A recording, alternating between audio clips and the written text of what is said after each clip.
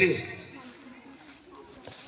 आणि स्वामी विवेकानंद यांची जयंती होती.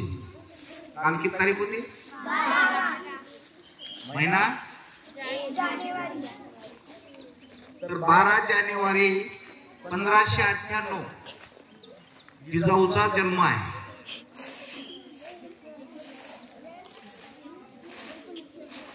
कुठले होते माहिती आहेत का जिजाऊ?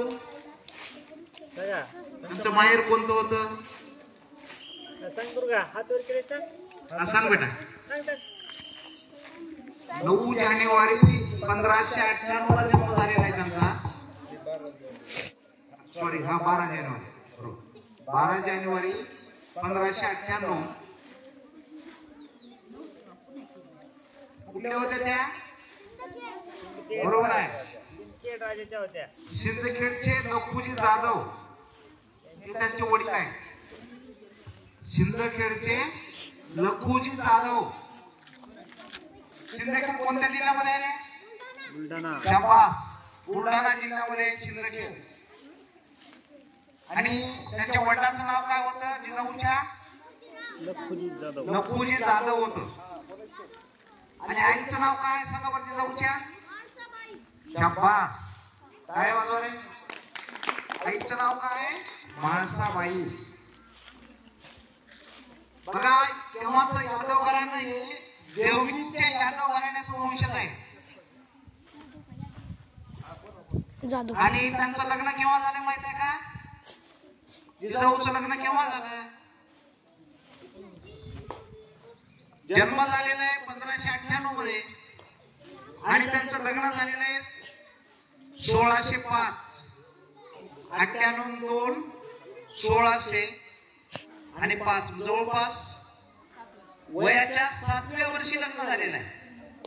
किती? दुसरीला असताना तुम्ही. हा, पहिली किंवा दुसरीला असताना. बघा, जिजाऊचं लग्न वयाच्या 7व्या वर्षी झालेलं आहे.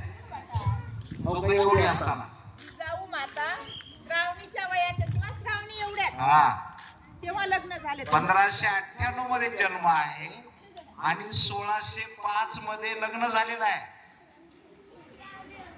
बघा कसा काळ होता, ते विचित्र काळ होता का नाही?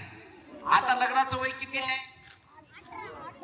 मुलीचं 18 वर्ष लग्न, 18 वर्षे आणि मुलांचं 21 वर्षे लग्न वय झाल्याशिवाय लग्नाला सध्या परवानगी नाही.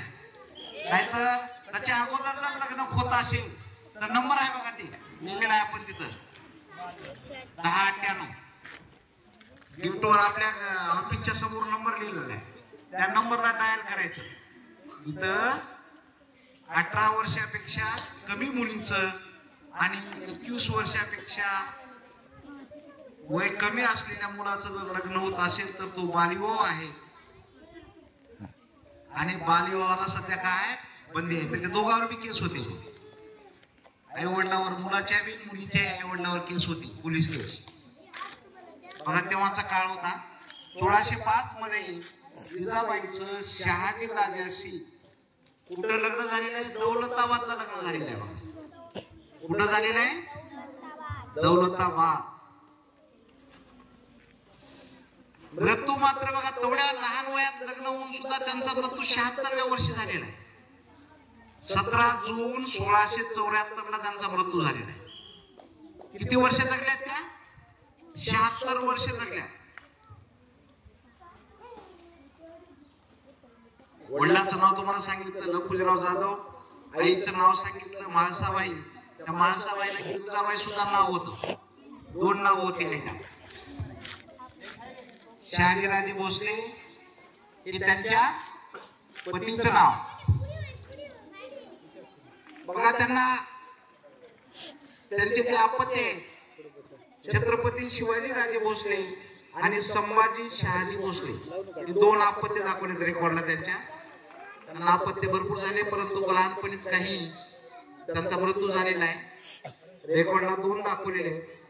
आताच जसं चलन रुपया आहे ना तसं तेव्हाच 1605 मध्ये चलन कोणतं होतं? होन होतं. होन. तेव्हाच चलन काय होतं? होन होतं.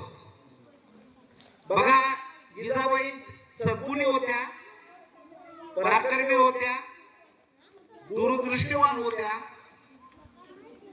कुशल घोडेस्वार देखील होत्या, कुशल घोडेस्वार देखील होत्या आणि त्या तलवार सुद्धा चालवत होत्या. बघा तेव्हाच्या काळामध्ये हे सगळं महिलांना येत होतं. आता किती महिला घोड्यावर बसतात, किती महिला तलवार चालवतात, ही विचार करण्यासारखी गोष्ट आहे. त्या काळामध्ये घोडेस्वार केलेला आहे त्यांनी, तलवार सुद्धा चालवू शकत होत्या.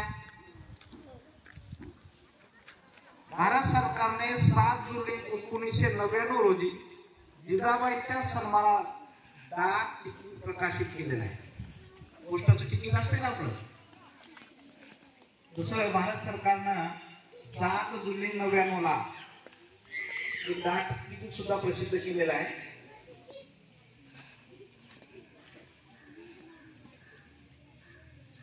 आता हे जे शहाजीराजे होते कुठले होते माहिती आहे का?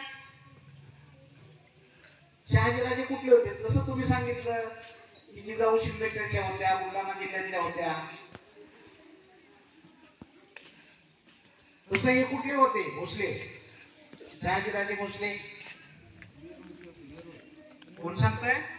वेरूळचे आहेत बघा ते. बघा वेरूळ गावातील मालोजी भोसले यांचा मुलगा शहाजी भोसले.